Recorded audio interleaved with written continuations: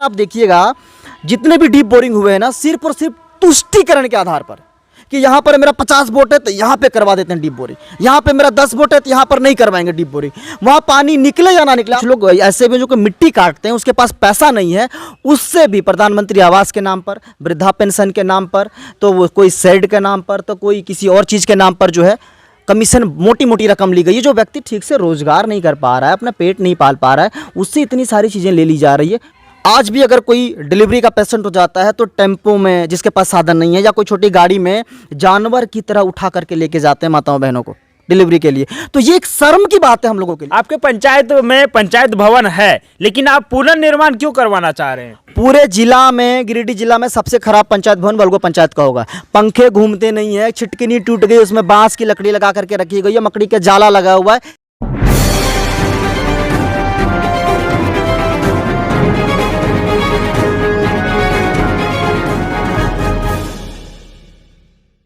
सफर नया भारत के इस नए सफर में आप सभी का स्वागत है। अभी हम जमुआ प्रखंड के बलगो पंचायत के भावी मुखिया प्रत्याशी श्रीमती दाखिया देवी के प्रतिनिधित्व करता चंद्रदीप विट्ठल और राजेश रविदास के साथ हैं। और हमारे साथ आप देखेंगे तो युवा शक्ति हमारे साथ आपको देखने को मिलेगा कि जोर शोर से लगे हुए हैं, अपने पूरे ताकत के साथ लगे हुए हैं। सारे युवा शक्ति यहाँ तैयार हैं, तैनात हैं, और कहते भी हैं कि युवा शक्ति तो वो शक्ति है जो चाहे तो ब्रह्मांड हिला दे।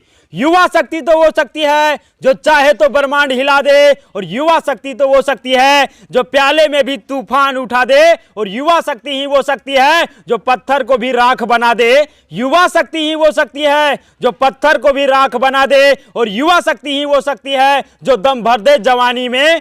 युवा शक्ति ही वो शक्ति है जो दम भर दे जवानी में, और युवा शक्ति ही वो शक्ति है जो आग लगा दे पानी में, जो आग लगा दे पानी में। और आज भी आपको देखने को मिलेगा कि इतने सारे युवा शक्ति जहां पे तैयार हो और तैनात हो, वहां पे बड़े से बड़े चट्टान और पर्वत को भी नीचे गिराने में सक्षम होते हैं। तो आज विशेष बातचीत में हम जानेंगे कि आखिर जो दाखिया देवी बलगो पंचायत की भावी मुखिया प्रत्याशी हैं, उनका मैनिफेस्टो क्या है, घोषणा पत्र क्या है, उनका कार्य करने का शैली क्या होने वाला है, और अगला 5 साल में बलगो पंचायत का रंग रूप किस प्रकार से बदलने वाला है। तो चलिए, हमारे साथ हैं चंद्रदीप विट्ठल। तो हम सबसे पहले सर, आपका स्वागत है सफर नया भारत में। बहुत बहुत धन्यवाद सफ़र नया भारत के पूरी टीम को, और आप लोगों ने बहुत ही अपना बेशकीमती समय निकाल करके आज डोर टू डोर आप लोग विजिट कर रहे हैं, कैंपेनिंग कर रहे हैं, इलेक्शन को कवर कर रहे हैं, और आज आप यहाँ तक भी पहुँचे हैं। और आपकी ये मेहनत और ये लगन को देख करके सबसे पहले तो आपको बहुत बहुत शुभकामनाएँ। धन्यवाद सर। बलगो पंचायत के तमाम लोग आपसे जानना चाहता है कि आपका जो बचपन है ये किस प्रकार से बीता है, और बचपन से आज तक का जो कहानी है वो थोड़ा सा हम बताने का प्रयास करिए। ये बहुत ही मेरे दिल के करीब का प्रश्न आपने पूछ दिया है, और ये प्रश्न अगर मैं बताऊंगा तो बहुत लंबी हो जाएगी, बट मैं थोड़ा सा बात बताऊंगा। यहीं मेरा बगल में एक मेरा मिट्टी का कच्चा मकान है, लगभग 12 बाई 8 फीट का एक कच्चा मकान था। मुझे आज भी याद है, बहुत ही घोर में अभाव में मेरा बचपन का पालन पोषण हुआ है। ऐसा था मकान, और कच्चा मकान, खपरेल का मकान, बारिश में ना वो पानी आता था नीचे, उस तरह से हमारा पालन पोषण हुआ है। उस हालात से हम निकले हैं। यहीं गांव के बगल में जो हमारा प्राथमिक विद्यालय है, उसमें हमने बोरा लेकर के हम लोग पढ़ने के लिए जाते थे।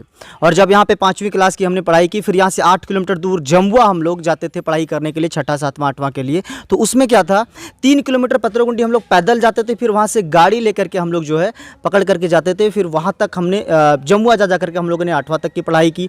फिर वहाँ से हम लोग आगे बढ़े, हमने 10th किया, इंटरमीडिएट हुआ हमने ISC से किया, फिर ग्रेजुएशन किया पॉलिटिकल साइंस से विनोबा भावे यूनिवर्सिटी से, फिर हमने MA किया पॉलिटिकल साइंस में, और अभी मैं ह्यूमन बिहेव रिसर्च में अभी मैं एक थीसिस कंप्लीट करने जा रहा हूँ। तो सर, आप जो हैं इतने वेल एजुकेटेड हैं फिर भी, और आप जो हैं वेल सेटल्ड भी हैं, लाइफ सेट भी कर चुके हैं, और आप झारखंड युवा सदन 2021 के विजेता भी रह चुके हैं, और अभी आपको देखा जाए तो किसी भी तरह से, किसी भी स्तर से कम नहीं हैं। फिर भी आप राजनीति में अपना कदम क्यों रखना चाह रहे हैं? बहुत ही अच्छा सवाल है, और ये सवाल सिर्फ कोई पंचायत इलेक्शन के लिए नहीं, बल्कि पूरे देश के लिए सवाल की गई, या कहेंगे तो पूरी के पूरे वर्ल्ड के लिए सवाल की गई है। देखिए, अब जो है ना, राजनीति में अच्छे लोगों को आना पड़ेगा। अगर मैं उदाहरण दूं तो आप देखिए कितने सारे, अभी अब कई सारे ऐसे पॉलिटिशियंस हैं जो वेल एजुकेटेड, वेल कैपेबल, और जिन्होंने आकर के समाज को बदला। हाँ, मैं वेल सेटल्ड हूँ रोजगार के रूप में भी, और हमने मेहनत किया बहुत अच्छे तरीके से और हमने ग्रोथ पाई है, वो एक चीज़ें अलग है। लेकिन अधिकतर लोग क्या कहते हैं, अपनी ऐसो आराम की ज़िंदगी में जी करके समाज को ऐसे ही बिखेर कर छोड़ देते हैं, समेटने का कभी काम नहीं करते। जब तक वेल एजुकेटेड लोग, अच्छी सोच वाले लोग, समाज को साथ में लेकर चलने वाले लोग पॉलिटिक्स में नहीं आएंगे, तब तक परिवर्तन संभव नहीं है। और इसी मकसद के साथ मैं पॉलिटिक्स में कदम रखा हूं, ताकि यहाँ पर अपने लोगों के लिए और अपनी कंट्री के लिए, अपनी स्टेट के लिए और अपने क्षेत्र के लिए कुछ अच्छा कंट्रीब्यूट कर सकूं, कुछ अच्छा करके जा सकूं, ताकि लोगों को याद रहे। अच्छा, एक बात है कि कहते हैं, बहुत सारे लोग कहने को मिलते हैं कि राजनीति बहुत गंदा है। क्या ये बातें सत्य है कि राजनीति गंदा नहीं है, बल्कि राजनीति में गंदे लोग हैं, इसके वजह से राजनीति गंदा है? अच्छे लोग आएंगे तो जरूर राजनीति अच्छा होगा। अगर मुझे लगता है कि अगर आप कह रहे हैं कि राजनीति गंदा, जो भी कहते हैं, चलिए मैं एक पल के लिए एक्सेप्ट करता हूं।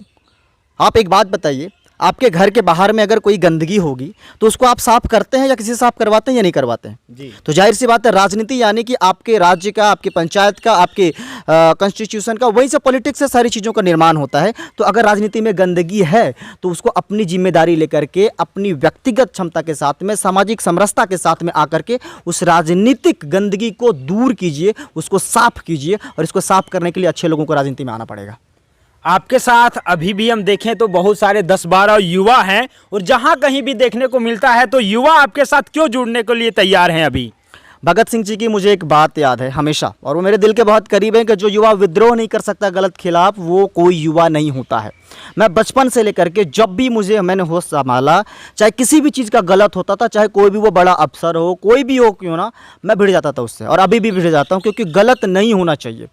गलत लोग क्यों करते? लोग डरा कर, धमका कर, जो कमज़ोर लोगों को, असहाय लोगों को, बेसहारा लोगों को प्रताड़ित करने का प्रयास करते हैं। जब हम एजुकेशन लेंगे, वेल एजुकेटेड होंगे, हमें जानकारी होगी, तब हम कभी झुकेंगे नहीं, और कभी झुकेंगे नहीं। इसी रवैये के साथ में युवा देखते हैं और युवा आते हैं, क्योंकि युवा समझता है जब तक कि हम क्रांति नहीं करेंगे, जब तक कि हम संघर्ष नहीं करेंगे, तब तक परिवर्तन नहीं होगा। और ये भली भांति पता है हमारे साथ जितने भी युवा मुझे जानते हैं कि मैं अपनी बातों पर अच्छाई और सच्चाई के लिए अडिग हूँ। ना मैं झुक सकता हूँ, ना मैं बिक सकता हूँ, ना अपनी कदम को पीछे कर सकता हूँ। तो क्या कहिएगा, आप देखे होंगे कि इतने सालों से आपके पंचायत में प्रधान भी रहे हैं, आपको क्या कमी लग गया जिसके वजह से प्रधान का जो है प्रतिनिधित्व करने लगे आप?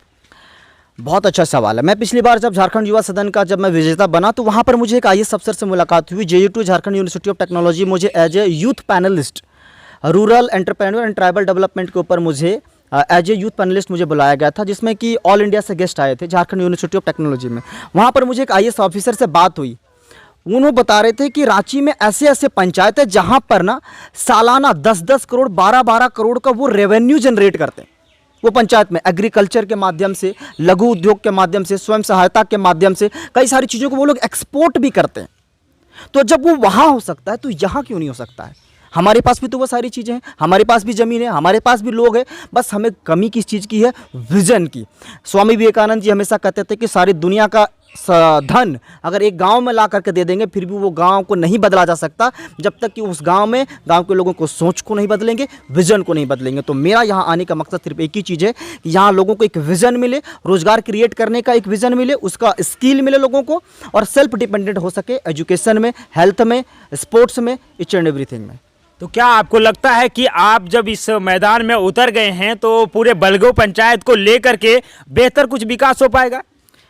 देखिए, ये जो आपने सवाल पूछा है ना, मैं आपको एक बात बताऊं, विकास का मतलब ये डेफिनेटली समझ लीजिए कि मैं बलगो पंचायत को मैं दिल्ली नहीं बना सकता, ना ही मैं रांची बना सकता हूं, क्लियर है।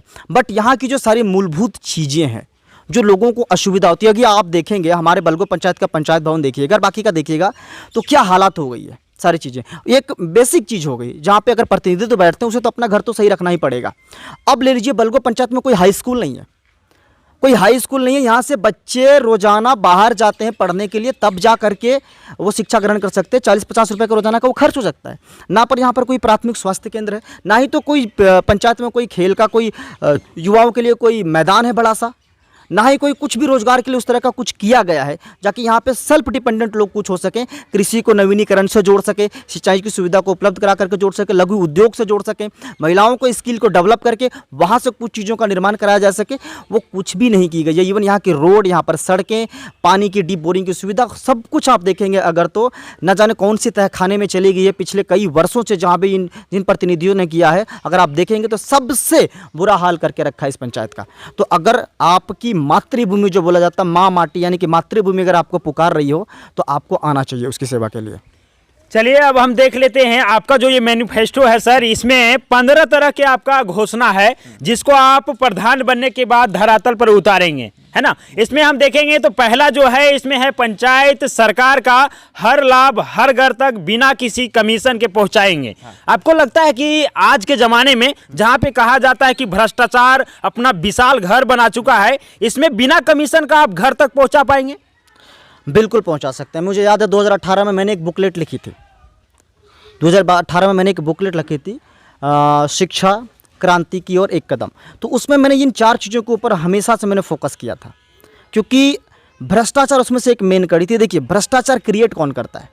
सिस्टम को ना आपको पारदर्शिता बनाना पड़ेगा, ट्रांसपेरेंट बनाना पड़ेगा। जब आप डटे रहेंगे मजबूती के साथ में, तो एक ना एक दिन जितने भी ना जो पीछे वो बड़े बड़े लोग जो बैठे हुए हैं, जिसको कहते हैं कि सिस्टम को चला रहे हैं गलत तरीके से, जो भी चाहे यहाँ पे पंचायत लेवल में आप देखेंगे तो कौन करते हैं? अफसरशाही करते हैं, तानाशाही करते हैं कि आपका ये योजना नहीं करेंगे, आपका वो योजना नहीं करेंगे।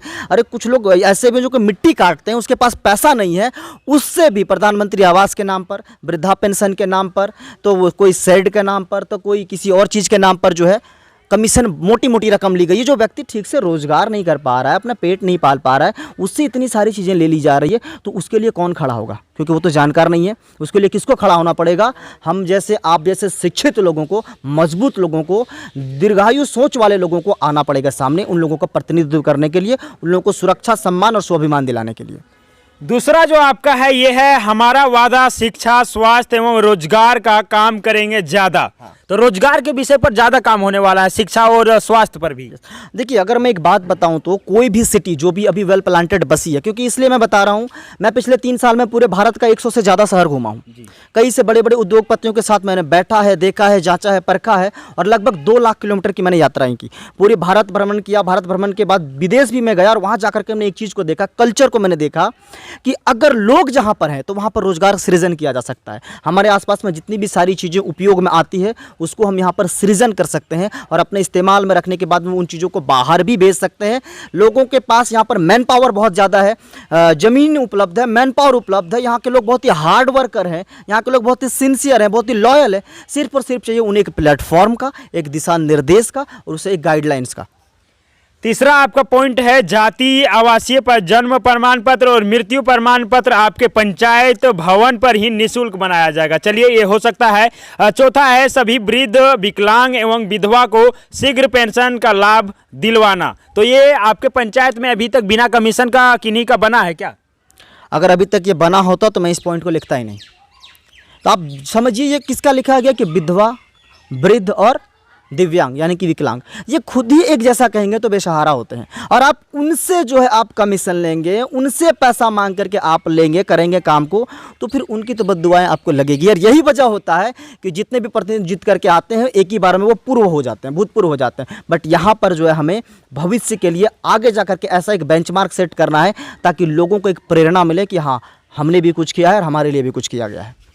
पांचवा जो आपका है पंचायत के हर गरीब व्यक्ति को प्रधानमंत्री आवास योजना दिलवाना। चलिए, आपके पंचायत में बहुत सारे अभी प्रधानमंत्री आवास योजना बना है, क्या आपको लगता है ईमानदारी पूर्वक सारा जो है आवास बना हुआ है? नहीं, बिल्कुल भी नहीं। यहाँ पर मैं बताऊँ जो चीज़ें ली गई कि प्रधानमंत्री आवास योजना किसके लिए है? जो लोग असहाय हैं, बेसहारा हैं, जो सक्षम नहीं है अपना खुद का आवास रोजगार करके बनाने के लिए, आमदनी करके बनाने के लिए, उन लोगों के लिए।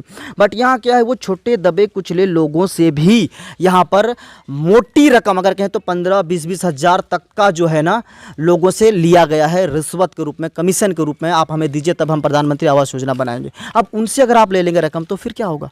आप इस चीज़ को समझिए। और कई बार ऐसा भी हुआ है जिस व्यक्ति का पक्का मकान है उसके घर में एक एक नहीं दो दो प्रधानमंत्री आवास योजना भी दे दी गई है हमारी पंचायत में। तो आप समझ सकते हैं कि किस नीति से और किस दृष्टिकोण से पिछले प्रतिनिधित्व ने 5 साल में या 7 साल में जितना भी रहा है, किस तरह से उन लोगों ने पंचायत को चलाया और किस तरह से लोगों को शोषण किया है। सभी जरूरतमंदों को अभी तक मिल पाया है? नहीं, बिल्कुल भी नहीं मिल पाया, और मिल सकता है। अगर हम चाहेंगे तो ये मिल सकता है और इसको डेफिनेटली किया जा सकता है, क्योंकि अगर आप चाहेंगे तो वो चीज़ हो सकता है। नियत आपका साफ होना चाहिए। नियत अगर आपका होगा, इंटेंसिटी क्रिएट आवर डेस्टिनी, आपकी नियति नियति का निर्धारण करती है। अगर हमारा नियत है पंचायत को आगे लेके जाना, इवन मेरा पर्सनल लक्ष्य है कि इसको मैं झारखंड का नंबर 1 पंचायत बनाने का प्रयास करूंगा। अगर मेरी नियत उस चीज़ की है तो डेफिनेटली हम आगे लेकर के जाएंगे। कैसे बन सकता है झारखंड में नंबर 1 पंचायत? यस, बन सकता है, क्यों नहीं बन सकता। यहाँ के लोगों को रोजगार के माध्यम से बनाया जा सकता है, लघु उद्योग क्रिएट करके बनाया जा सकता है। शिक्षा के लिए अगर आप देखेंगे तो हाई स्कूल ने, जो मैं बार बार बोला चाहता हूँ, एजुकेशन को हाई लेवल पे किया जा सकता है। कृषि को एक अव्वल दर्जे पर लेके जाया जा सकता है। लघु उद्योग को बढ़ावा दिया जा सकता है। खेल को बढ़ावा दिया जा सकता है। छोटे छोटे जो यहाँ पे गाँव में जो सक्षम है वहाँ पर हटिया बनवा करके लोगों को यहाँ पर छोटा सा रोजगार उसको क्रिएट करवाया जा सकता है। बहुत सारी ऐसी चीज़ें, सड़कों को नवीनीकरण करवाया जा सकता है, और कई सारी ऐसी चीज़ें हैं, भारत कृषि प्रधान चीज़ें हैं, अलग अलग ऐसी चीज़ें जो कई दूसरे जगह पर भेजी जा सकती है, उसके माध्यम से भी हम यहाँ पर कर सकते हैं। तो अगला जो आपका है, इसमें लिखे हैं कि पंचायत के सभी बेटियों को निःशुल्क कंप्यूटर, सिलाई, ब्यूटिशियन का शिक्षा दिलवाना। तो ये संभव लगता है आपको? बिल्कुल संभव है, क्यों नहीं संभव है। इसके लिए सरकार भी सहयोग करती है, लेकिन इसके ऊपर भी बहुत सारा जो है लोगों ने सिर्फ डायरी मेंटेन किया है कि इसका हमने ट्रेनिंग करा दिया, उसका पेमेंट निकाल लिया, विथड्रॉ कर लिया, खत्म कर दिया। जमीनी स्तर पर नहीं किया गया लोगों को। सरकार इसके लिए सपोर्ट भी करती है, और अगर हम थोड़ा सा मेहनत करें, ईमानदारिता के साथ करें, तो ये सारी चीज़ें दिलवाई जा सकती है हमारे क्षेत्र की बेटियों को, और उसे इतना सक्षम बनाया जा सकता है कि जब भी वो अपने घर में रहे या विवाह करके वो अपने ससुराल में भी जाए, वहाँ पर भी उसको पति के ऊपर, ससुर के ऊपर उसका डिपेंड नहीं होना पड़ेगा। खुद का वो रोजगार क्रिएट करके अपने बच्चों को लालन पालन में और शिक्षा में उसको आगे मदद कर सकती है। नेक्स्ट है आपका कि पंचायत में खेल को जिला तथा राज्य खेल विभाग से जोड़ना, ताकि पंचायत का प्रतिभा राज्य तथा देश के लिए खेल सके। अपने पंचायत में भी बहुत सारे ऐसे प्रतिभावान व्यक्ति होंगे खेल के क्षेत्र में और भी क्षेत्र में, तो उनको कहीं मौका मिलता है क्या आज तक? देखिए, मौका बनाना पड़ता है और वो मौका दिलाने वाला व्यक्ति चाहिए, क्योंकि आपको स्पोर्ट्स में अगर मैं बताऊँ, मुझे जो पहचानते हैं व्यक्तिगत रूप से, मेरा डिस्ट्रिक्ट गिरिडीह है, जमुआ प्रखंड है, अधिकतर जो मुझे पहचानते हैं खेल के माध्यम से ही पहचानते हैं जी। तो खेल के माध्यम से पहचानते हैं। इस क्षेत्र में इतनी प्रतिभा भरी पड़ी हो, बस उसको एक मंच देने के लिए। टैलेंट को अगर प्लेटफॉर्म नहीं मिलेगा तो वो पानी की तरह बह जाएगा।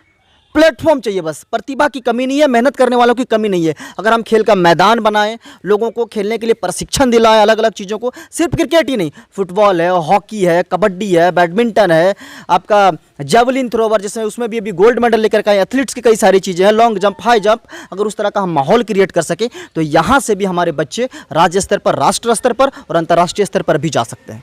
आपके पंचायत में बहुत सारे बल्लेबाज होंगे भी, और आपका जो चुनाव चिन्ह है ये भी बल्लेबाज छाप है। तो क्या कहिएगा इस विषय पर कि बल्लेबाज छाप भी आपका है, और आपके जो मैनिफेस्टो में भी खेल को लेकर के राज्य और देश स्तर तक जोड़ने का है, तो क्या कहिएगा इस विषय पर? देखिए, बल्लेबाजी मुझे बहुत पसंद था और सब लोग जानते हैं कि मैं एक अच्छा क्रिकेटर भी था, और इसके वजह से अगर मैं कहूँ तो खेल ने मुझे ना मेरे को वरदान दिया है ये बल्लेबाज छाप। और हर एक युवा के चेहरे पर खुशी है, हर एक व्यक्ति का खुशी है, क्योंकि इस क्षेत्र में जहां पर हम बलगो पंचायत में पिछले 8 सालों से हम लोगों ने जिस स्तर पर टूर्नामेंट करवाया, किसी ने भी नहीं करवाया था। बड़े से बड़े स्तर पर यहाँ पर हमारे खेलने के लिए धनबाद से टीमें आई थी, गिरिडीह से आई थी, कोडरमा से आई थी, हजारीबाग तक से हमारे यहाँ पर गांव में टूर्नामेंट खेलने के लिए थे। इस तरह से हमने मैनेजमेंट किया। तो अगर हम उस तरह से मैनेजमेंट कर सकते हैं, उस तरह से ऑर्गेनाइज कर सकते हैं, तो जाहिर सी बात है कि यहाँ से खिलाड़ी निकलेंगे ही आगे। बल्लेबाज छाप को लेकर के आप क्या कहिएगा? इस बार छक्का लगाना है, और कहते हैं कि किसी भी जो खेल होता है, और क्रिकेट खेल में देखा जाए तो बल्लेबाज यदि बेहतर रहते हैं तो एक गेंद में भी छक्का मार करके जीत घोषित करा सकते हैं। बल्लेबाज छाप, मैंने पहले बोला कि मुझे खेल से जुड़े होने का ये वरदान मिला है, और ये बल्लेबाज छाप मिलते ही सभी युवाओं में पूरा जोश है कि हमें जो चाहिए था वही चुनाव चिन्ह छाप मिला है, और अनडिबेटली मैं बोलूँगा ये छक्के ही पड़ने वाले हैं पूरे के चलिए, पूरे। तो अगला हम देखेंगे तो इसमें है कि पंचायत के अलग अलग जगहों पर साप्ताहिक जनता दरबार का आयोजन करवाना, ताकि लोगों की बात पंचायत सरकार तक पहुंचे। क्या आपको लगता है कि आज तक हो पाया है, और आप जो करेंगे ये किस स्तर से करेंगे, जो ये जनता दरबार का सिलसिला है? आपको अगर बताऊं तो बहुत दिनों से हम इसके लिए लड़ते रहते हैं हम लोग कि क्लब बनाया जाए, हर युवाओं के लिए क्लब बनाया जाए, क्लब बनाया जाए, नहीं मिला। और फिर अंततः हमने खुद से निर्माण किया हम लोगों ने जोहार युवा मंच, जिसके कि अध्यक्ष अभी राजेश जी हैं। तो हमारा क्या है कि जनता दरबार हम कैसे कर सकते हैं, हर एक वार्ड में एक क्लब बनाई जाएगी जहां पर कि 20-25 लोग बैठ सकते हैं, युवा बैठ सकते हैं, सब बैठ सकते हैं। उसको एज ए ट्यूशन पढ़ाने के लिए इस्तेमाल किया जा सकता है, इमरजेंसी में किसी मीटिंग करने के लिए इस्तेमाल किया जा सकता है। रोज़ वहाँ पर लोग बैठेंगे, अच्छी बातें चर्चा करेंगे और वहीं से वो निर्णय लेंगे कि आपके वार्ड में क्या करना है। जैसे आपका वार्ड है, मान लीजिए कोई एक वार्ड है, वहाँ पर वहाँ के लोग अगर बैठेंगे उस क्लब में तो रोज़ाना डिस्कस होगा कि यहाँ पे नाली बननी चाहिए, यहाँ पे पीसीसी बनना चाहिए, यहाँ पर एक तालाब बनना चाहिए, यहाँ पर एक जंगल लगनी चाहिए, यहाँ पर कुछ रोजगार के लिए करना चाहिए, यहाँ पर एम्बुलेंस की सुविधा लग दीजिए, कुछ करनी चाहिए। तो जो कुछ भी सारी चीज़ें हैं वो आ सकती है वही डिस्कशन के माध्यम से। जब लोग मिल कर के निर्णय लेते हैं तो वो डिसीजन बहुत मजबूत होता है। तो ग्राम सभा हम तभी संभव कर पाएंगे जब एक क्लब का हम निर्माण करेंगे, और हमारा ये प्रमुख लक्ष्य में से यह है कि हर एक वार्ड में एक क्लब का निर्माण करना। नेक्स्ट आपका है कि पंचायत के किसानों के लिए सिंचाई की व्यवस्था सुनिश्चित करवाना, इसलिए पंचायत में उपस्थित छोटे छोटे नदी तालाब को चेक डैम में बनवाना। देखिए, अगर मैं आपको बताऊं, ये जो आपने सवाल पूछा ये भी एक बहुत अच्छा सवाल है। देखिए, पानी तो आती है, ये 4 महीने मानसून का होता है, बहुत अच्छी खासी बारिश होती है, बारिश भी होती है, और भी कई सारे जगह पर ना जल के सोर्स हैं, जल स्रोत हैं, पानी के स्रोत हैं, वहाँ पर उसको हम यूटिलाइज नहीं कर पा रहे। अगर आप देखिएगा जितने भी डीप बोरिंग हुए हैं ना, सिर्फ और सिर्फ तुष्टिकरण के आधार पर कि यहाँ पर मेरा 50 वोट है तो यहाँ पे करवा देते हैं डीप बोरिंग, यहाँ पे मेरा 10 वोट है तो यहाँ पर नहीं करवाएंगे डीप बोरिंग। वहाँ पानी निकले या ना निकले, आप भली बातें जानते हैं जो हमारा क्षेत्र है पथरीला मिट्टी पड़ती है, कभी कभी 200-200 फीट तक डीप बोरिंग चला जाता है फिर भी पानी नहीं निकलती। तो सबसे पहले अगर हम इंजीनियर्स को, जो एग्रीकल्चर इंजीनियर्स हैं, उनको बुला करके पहले हम टेस्ट कर लें कि कहाँ पर पानी निकल सकती है, उसके आधार पर अगर हम डीप बोरिंग करवाएंगे और वहाँ पर पानी को कैसे रोका जा सकते, अगर हम उनसे कंसल्ट करके काम को करेंगे प्रोफेशनल तरीके से, तो डेफिनेटली हम सिंचाई की सुविधा को हर जगह पर, हर वार्ड में, हर घर तक हम पहुंचा सकते हैं, हर खेत तक हम पहुंचा सकते हैं। तो यहाँ पे अगला जो आपका है, इसमें आप लिखे हैं कि पंचायत के सभी गांव को प्रखंड तथा जिला मार्ग से जोड़ना एवं पुरानी टूटी फूटी सड़कों को दुरुस्त एवं मजबूत बनाना। क्या ये जो है मुखिया के फंड में नहीं आता है, जो भी है अपना पंचायत का मार्ग को प्रखंड या फिर जिला स्तर से जोड़ने वाला, तो इसको आप किस प्रकार से संभव कर पाएंगे? देखिए, मुखिया के फंड से तो ये बात बिल्कुल सही है कि नहीं आती, लेकिन अगर कोई मुखिया जीतता है तो 5000 वोट का पावर होता है, 5000 लोगों का प्रतिनिधित्व करता है वो, और वो एक विधानसभा का हिस्सा है, वो एक लोकसभा का भी हिस्सा है। तो अगर मुखिया के अंदर पावर होगा तो वो विधायक और सांसद फंड से, निधि से भी वो लड़ करके राज्य और केंद्र से वो चीज़ को करवा सकता है कि मेरे लोगों को ये ज़रूरत है तो मुझे वो चाहिए। बस वो नेक नियत का व्यक्ति होना चाहिए, टिकने वाला होना चाहिए, ना कि बिकने वाला। अगर टिकाऊ व्यक्ति रहेगा तो डेफिनेटली अपने क्षेत्र के लिए वो केंद्र से और राज्य से भी फंड ला करके काम करवा सकता है। अगला आप लिखे हुए हैं कि पंचायत में प्राथमिक चिकित्सा केंद्र का निर्माण करवाना। तो निर्माण करवाने के लिए लिखें, क्या नहीं है अभी, क्या प्राथमिक चिकित्सा केंद्र? नहीं है, बिल्कुल भी नहीं है, कोई भी नहीं है जगह पर। आप देखिए क्या है कि अगर आप इस कोई भी चीज़ को बनवाते, कोई भी चीज़ को निर्माण करवाते, उसका यूटिलाइज होना चाहिए, यूटिलाइज होना चाहिए। अगर कुछ भी आज व्यक्ति को थोड़ी सी खरोंच भी आती है, चोट भी आती है, एक दर्द भी होता है, उसको जमुआ लेके जाना पड़ता है, उसको गिरिडीह लेके जाना पड़ता है, उसको रांची रेफर लेके जाना पड़ता है। मैं नहीं कहूँगा कि यहाँ पर एम्स बनाया जा सकता है, लेकिन कम से कम प्राथमिक उपचार तो दिलाया जा सकता है, उस स्तर पर तो यहाँ पर लोग हो सकता है, ताकि लोगों की नियमित साप्ताहिक या एक हर एक महीने में या तिमाही में उसकी स्वास्थ्य का जांच हो सके कि उसके शरीर में क्या चीज़ की कमी हो रही है, उसको क्या खाना चाहिए, क्या छोड़ना चाहिए। उस स्तर का तो एक प्राथमिक स्वास्थ्य केंद्र यहाँ पर बनाया जा सकता है, जो कि अच्छे से कंसल्ट किया जा सके। और वहाँ पर अगर वो होगा तो विशेष अनुरोध पर सप्ताह में एक बार अच्छे से अच्छे डॉक्टर को भी बुलाया जा सकता है। ऐसे कई सारे डॉक्टर्स हैं जो समाज सेवा करते हैं, अगर आप अच्छे से बात करेंगे, अच्छे से बिहेव रखेंगे तो वो आपको सेवा करने के लिए भी आते हैं। बस यही बोलता हूँ कि प्रतिनिधित्व के अंदर में वो सोच होनी चाहिए, वो विजन होनी चाहिए, सारी की सारी सुविधाएं उपलब्ध कराई जा सकती है। नेक्स्ट आपका है कि पंचायत के सभी जरूरतमंदों को राशन कार्ड दिलवाना। तो अभी तक सबको नहीं मिला है क्या राशन कार्ड जरूरतमंद को? देखिए, बहुत सारे लोगों को मिला है, बहुत सारे लोगों को नहीं भी मिला है, और नहीं मिलने का मेन कारण बस ये होता है तुष्टिकरण। आप ये जानते हैं कि राशन में पीडीएस में कितना बड़ा धोखाधड़ी होता है, यानी कि यहाँ समझिए 12 महीने में से सुनने में आता है कि 8 महीने का ही देता है, 10 महीने का ही देता है, गायब कर देता है। अब कोई भी गरीब व्यक्ति वो डर से नहीं बोलता, क्योंकि अगर वो बोलेगा तो उसका कार्ड को निरस्त कर दिया जाएगा।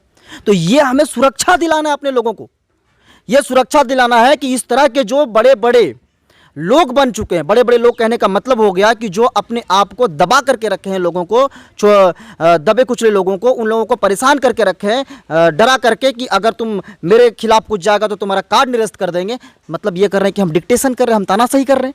और जितने लोगों का नहीं बनना वो तो बनाना ही पड़ेगा, बिना रिश्वत का, बिना कमीशन का। और जिन लोगों का बना है उसको ये हिफाजत से ये सुरक्षित महसूस कराना कि अगर आपका कोई भी गलत कर रहा है, पीडीएस दुकानदार, पीडीएस डीलर, तो उसके खिलाफ आप कंप्लेन कीजिए, एक्शन उसको ऊपर प्रतिनिधित्व लेगा, मुखिया लेगा।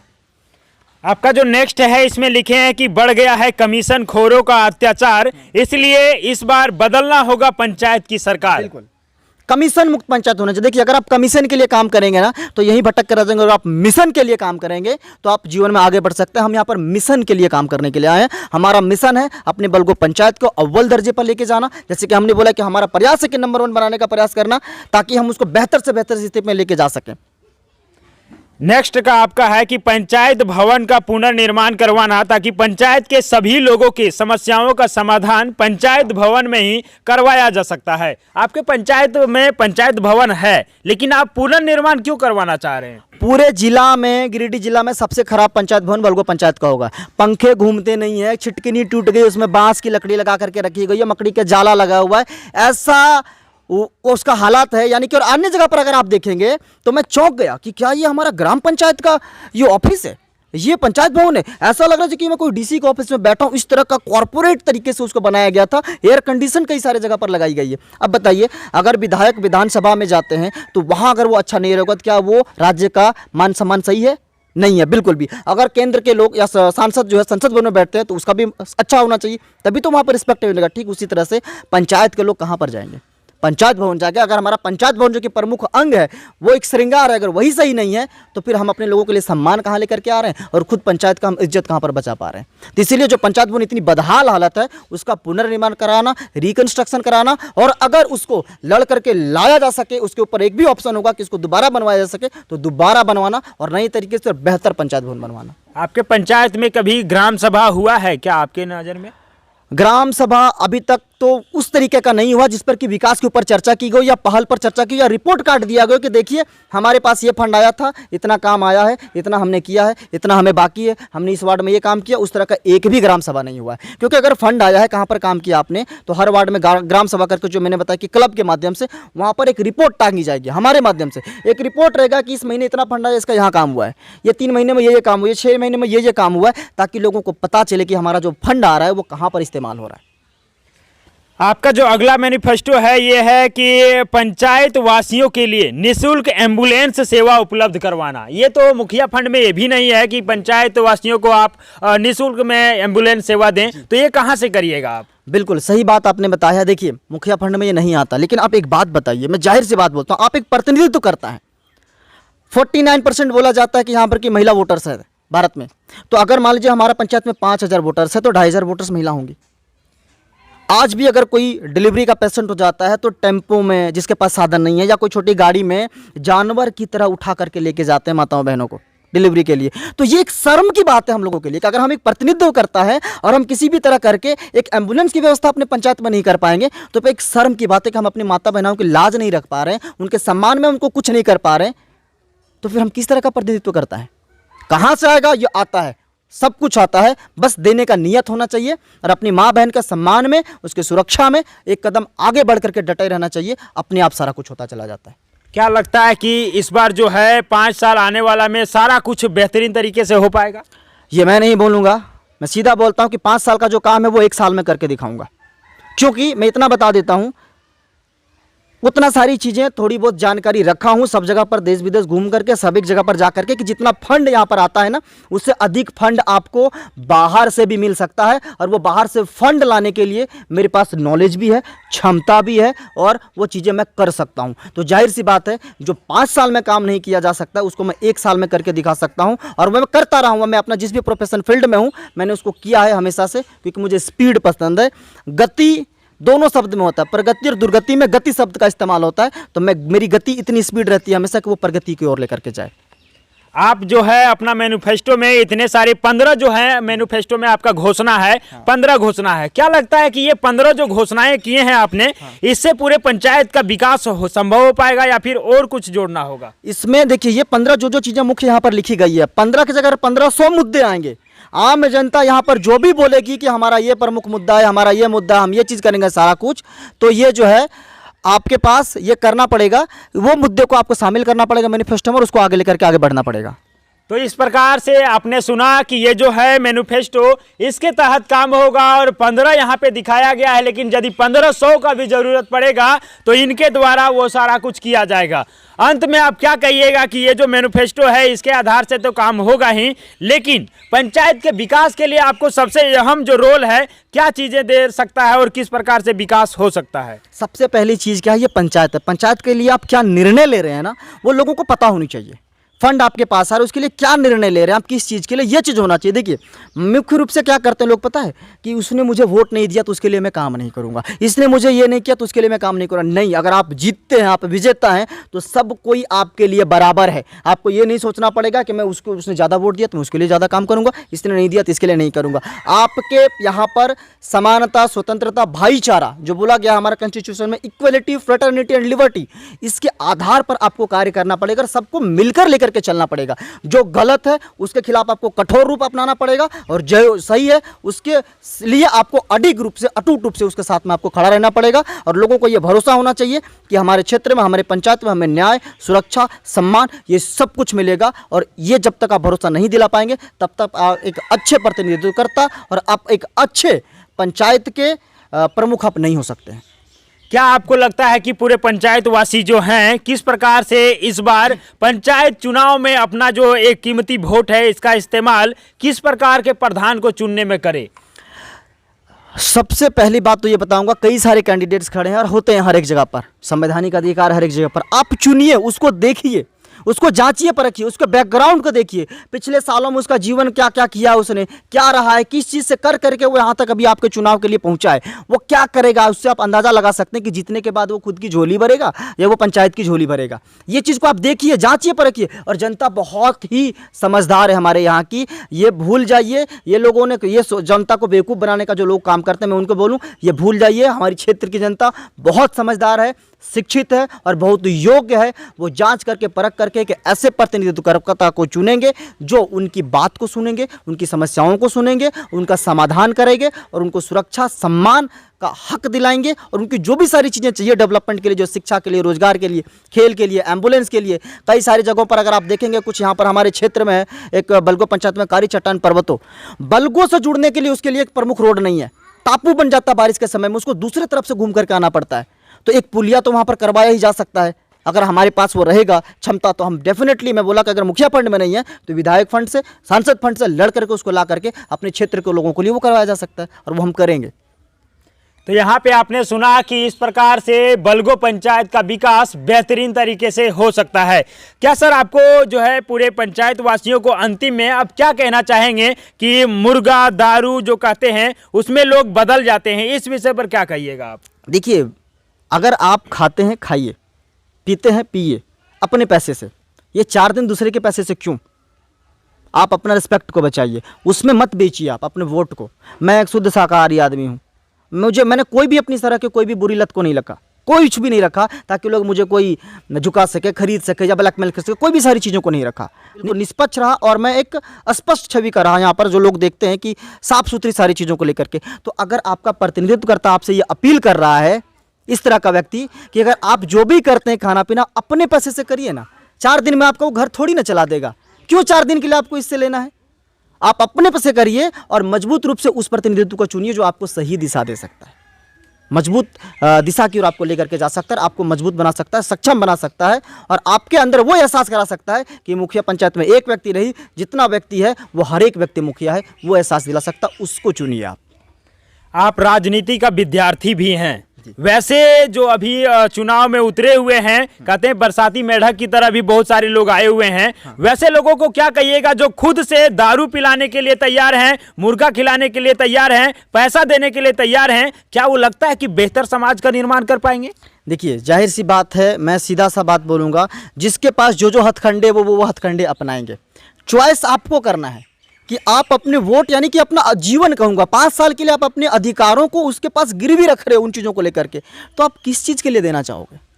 अगर आप उन चीज़ों में भूल करके, जिसको बोलते हैं अगर कहेंगे तो उसमें लोभ लेकर के अगर आप अपने मतदान का दुरुपयोग करेंगे, तो जाहिर सी बात है कि वो व्यक्ति आगे चल करके आपकी सुरक्षा से, आपके स्वाभिमान से, आपके सम्मान से और आपके अधिकारों से खिलवाड़ करेगा ही करेगा। तो ऐसे व्यक्ति के साथ रहिए खड़ा जो आपके लिए खड़ा हो और आपके लिए लड़ सके। चलिए, तो यहाँ से इस विशेष चर्चा में आपने सुना कि बलगो पंचायत का विकास अगले 5 साल में किस प्रकार से होने वाला है। हमारे साथ ही जो मुखिया प्रत्याशी श्रीमती दाखिया देवी हैं, उनके ही प्रतिनिधित्व करता है राजेश रविदास जी। हम बात करना चाहेंगे, आपका उद्देश्य अपने बलगो पंचायत को लेकर के क्या है? सबसे पहले यहाँ पे जो इस चैनल के माध्यम से जो हमें सुन रहे हैं उन सबका धन्यवाद, और हमारे साथी आनंद जी को भी धन्यवाद। तो हमारा जो उद्देश्य है अभी, जैसे कि हमारे विठल जी ने बताया कि हमारे पंचायत को सबसे जो प्रमुख जो हम लोग का उद्देश्य है वो यहाँ पे पंचायत को कमीशन मुक्त बनाना है। क्योंकि लगातार 12 वर्षों से अगर देखें पंचायत का जो हाल है, जो लोग मिट्टी काटते हैं, मजदूरी करते हैं, उनसे भी किसी भी छोटे छोटे फंड के लिए 10-12 हज़ार रुपया, 12 हज़ार रुपया चुकाना पड़ता है किसी भी फंड को लेने के लिए। तो मैं उन सबको भरोसा दिलाता हूं कि आने वाला जो 5 साल में है, आपको बिना किसी कमीशन का सारा काम किया जाएगा जिसके आप हकदार हैं। राजेश भैया जिंदाबाद जिंदाबाद, राजेश भैया जिंदाबाद जिंदाबाद, दाखिया देवी जिंदाबाद जिंदाबाद, दाखिया देवी जिंदाबाद जिंदाबाद। और अंत में मैं एक चीज़ कहूँगा, हमारा जो चुनाव चिन्ह का जो छाप है ये बल्लेबाज छाप है, सभी जानते हैं।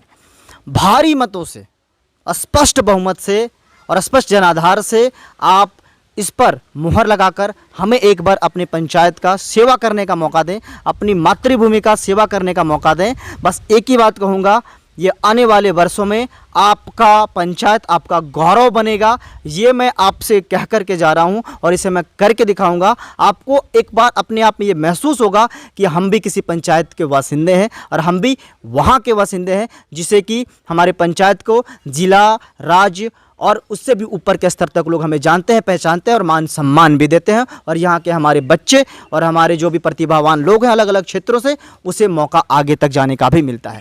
बहुत बहुत धन्यवाद सबको।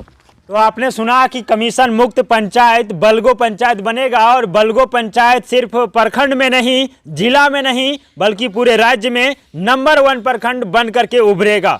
तो बस यही कहेंगे सफर नया भारत से कि एक नए भारत के निर्माण के लिए आज युवाओं को आगे कदम रखना होगा और वैसे लोगों के साथ चलना होगा जो लोग अपने देश को बेहतर बनाने में, अपने समाज को बेहतर बनाने में और अपने देश की दिशा दशा को बेहतर करने में अपना सारा कुछ सर्वस्व निछावर करने को तैयार हैं। और युवा शक्ति से बस यही कहेंगे कि जवानी हवा की झोंका है, जवानी कागज की नौका है। जवानी हवा की झोंका है, जवानी कागज की नौका है। उठो जागो और बदलो जवानों, क्योंकि जवानी ही सुधरने का एक मौका है, जवानी ही बदलने का एक मौका है। तो सफर नया भारत से एक नए बलगो पंचायत की कामना करते हुए, एक बेहतरीन बलगो पंचायत की कामना करते हुए, एक नए और एक नंबर 1 बलगो पंचायत की कामना करते हुए मिथुन कुमार और पूरे युवा शक्ति के साथ मैं आनंद वर्मा, जय हिंद, वंदे मातरम।